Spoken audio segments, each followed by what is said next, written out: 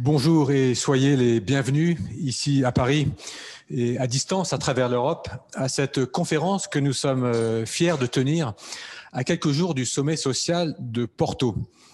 Ce sommet est plus qu'un événement de la présidence portugaise, c'est plus, et c'est déjà beaucoup, qu'un événement, un sommet de 27 chefs d'État et de gouvernement de l'Union européenne.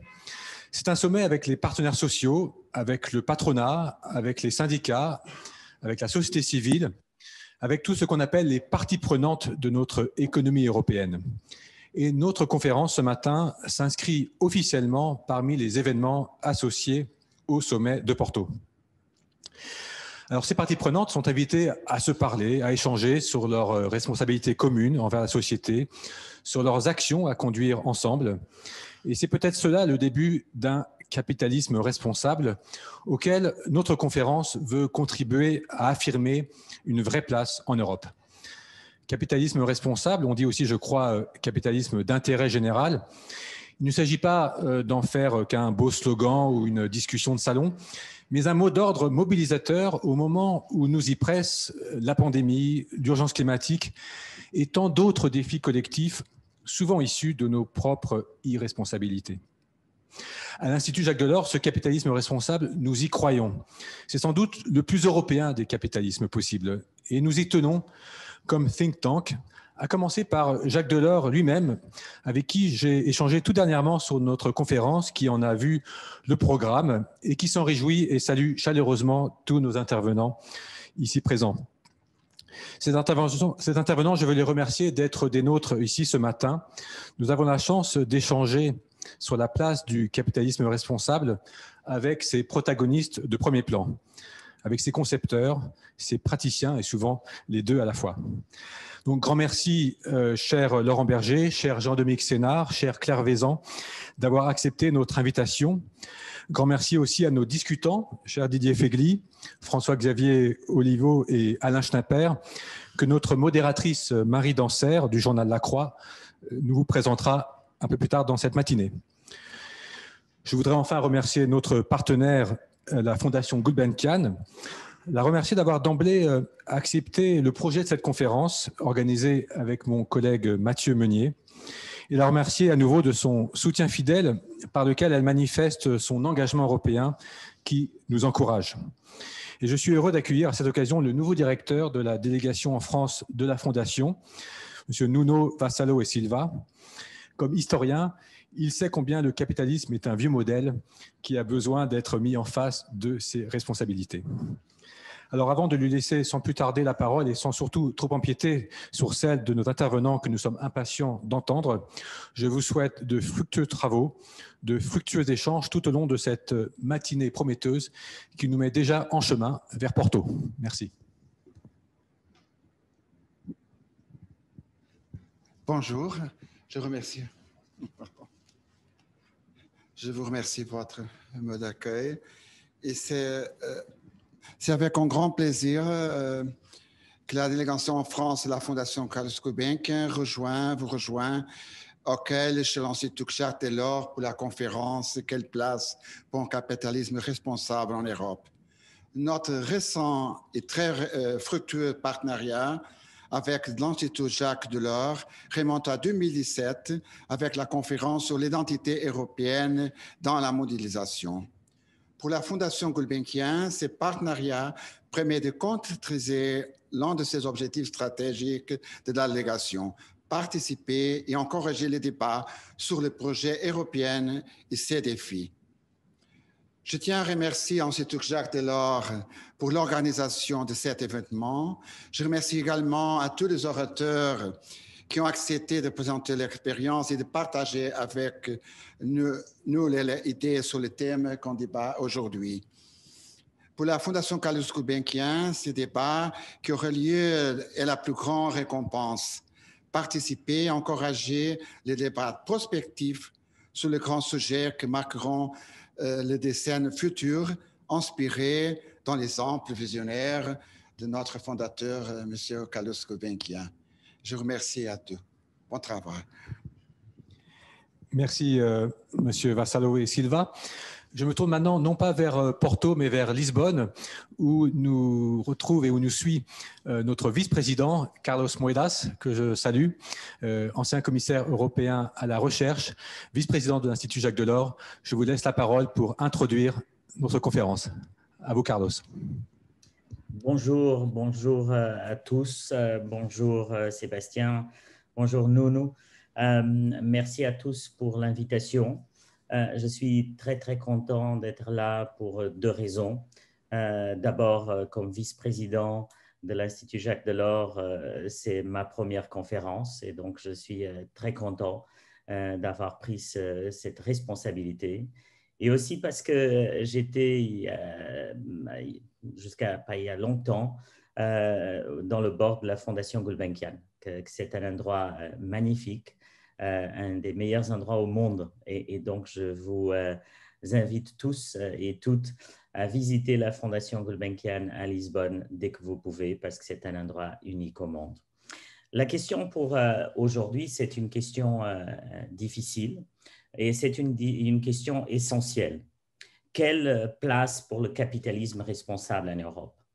À la fois, c'est évident que la réponse est que cette place est au centre de l'Europe. Est au centre de l'Europe parce que pour nos parents, l'Europe, c'était la paix. Pour nos enfants, l'Europe sera la survie du planète. Et la survie du planète dépend exactement de la capacité de changer le capitalisme. Changer le capitalisme pour un capitalisme responsable. Mais c'est très difficile de le changer. C'est un peu comme comparer, pour moi, que je suis ingénieur, la physique classique avec la physique quantique. Les deux sont là et il faut faire le pont entre les deux. Il faut passer de la physique des grandes choses à la physique des petites choses. Et dans le capitalisme, il faut passer à un capitalisme qui respecte les personnes, un capitalisme qui regarde la société comme une capacité de faire de l'impact positif et pas un capitalisme du profit. Donc, le capitalisme responsable doit sans doute être au centre du projet européen et je pense qu'elle est déjà au centre du projet européen. Nous parlons beaucoup de l'Europe digitale au numérique. Nous parlons beaucoup de l'Europe qui combat les changements climatiques et peut-être on parle moins de ce que l'Europe a fait au niveau de ce qu'on appelle le capitalisme responsable. Le capitalisme responsable, il dépend effectivement d'abord de sa définition. Qu'est-ce que ça veut dire le capitalisme responsable? Pour moi, le capitalisme responsable, c'est quelque chose de très simple. C'est la capacité de produire plus sans détruire nos ressources. C'est la capacité d'augmenter le flux sans affecter, sans faire de préjudice au stock que nous avons de nos ressources. Et peut-être le plus grand exemple que j'ai vu, c'était un exemple d'un jeune Irlandais que nous avons donné le prix de l'innovation il y a quelques années à la Commission européenne. Et lui, il avait compris tout ça. Il avait compris ça dans l'agriculture. Il nous avait proposé un projet. C'était un projet très simple pour expliquer ce que c'est la responsabilité de produire plus sans avoir un effet négatif sur les ressources. C'était de prendre une semence agricole et effectivement perforer cette semence d'une façon qu'elle-même, la même quantité de stock, produisait plus. Et donc, il avait gagné un prix. C'était un prix très intéressant pour un jeune. C'était de comprendre la notion pas seulement de capitalisme responsable, mais aussi de l'économie circulaire, qui fait partie pour moi de la notion de capitalisme responsable, et que lui-même, il avait compris que dans le futur, il faut trouver des façons de produire plus avec la même chose et pas avec plus de ressources. Et ça, c'est la base, effectivement, du capitalisme responsable.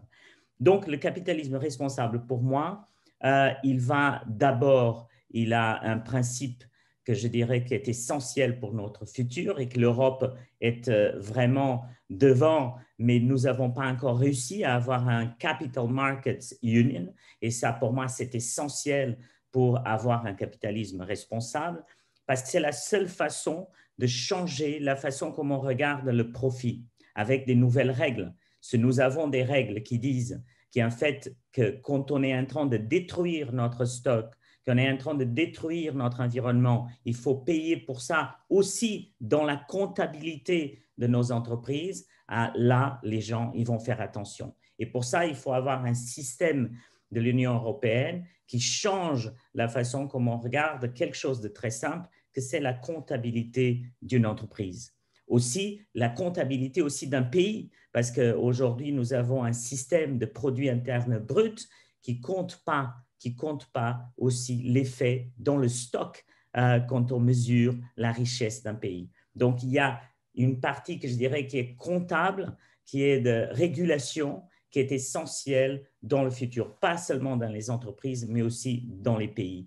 Et aujourd'hui, cette comptabilité nationale et cette comptabilité par entreprise ne donne pas, je dirais, les incentives, comme on dit en anglais, pour un capitalisme responsable. Il faut aussi changer ça. Après, il y a le compromis des entreprises. Et là, je voudrais féliciter les entreprises européennes. Les entreprises européennes ont été toujours au devant du capitalisme responsable. Les grands patrons des entreprises européennes que j'ai connus pendant 5 ans à la Commission européenne étaient eux qui sont aujourd'hui les grands leaders du capitalisme responsable.